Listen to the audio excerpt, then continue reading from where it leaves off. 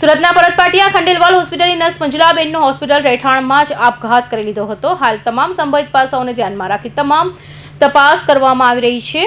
વ્યક્તિગત, પારિવારિક કે અન્ય કોઈ કારણ જવાબદાર છે કે કેમ તે અંગે પણ તપાસ ચાલી રહી છે। શહેરના પરતપાટિયા વિસ્તારમાં વધુ એક નર્સની આપઘાતની ઘટના સામે આવતા ચકચાર મચી ગઈ છે।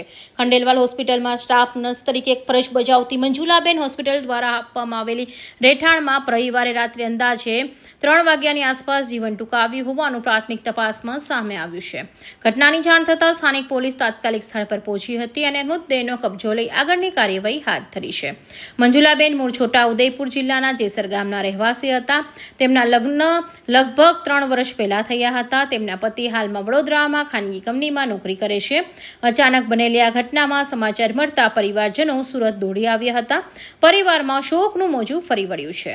નર્સમાં છે કેવા ડોક્ટરમાં એ તો રાત્રે મારી પર ફોન આવ્યો હતો કે મંજુલાબેન બોલતી નથી એમ કરી।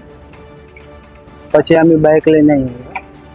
ખંડેલ હોસ્પિટલ એવું કંઈક નામ છે અને 3 મહિના જેવું થાય છે। એના પરિવારમાં તો સાસરીમાં નથી જતી કહેવાય। મળતી માહિતી મુજબ મંજુલાબેન છેલ્લા 3 મહિનાથી ખંડેલવાલ હોસ્પિટલમાં નોકરી કરતા હતા અને હોસ્પિટલ કેમ્પસમાં જ રહેતા હતા। સવારે ઘટના સામે આવતા હોસ્પિટલ સ્ટાફમાં શોકની લાગણી વ્યાપી ગઈ હતી।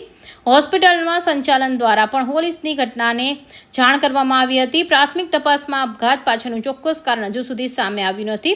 પોલીસે મૃતદેહને પોસ્ટમોર્ટમ માટે મોકલી આપ્યો છે અને પરિવારજનોએ હોસ્પિટલ સ્ટાફ તેમજ નજીકના લોકોના નિવેદનો નોંધવાની કાર્યવાહી શરૂ કરી છે। જો કોઈ અંતિમ ચિઠ્ઠી મળી આવે અથવા અન્ય પુરાવા સામે આવે તો તેના આધારે તપાસ આગળ વધારવામાં આવશે। કૌશિક પટેલનો report, Hind TV news, Surat.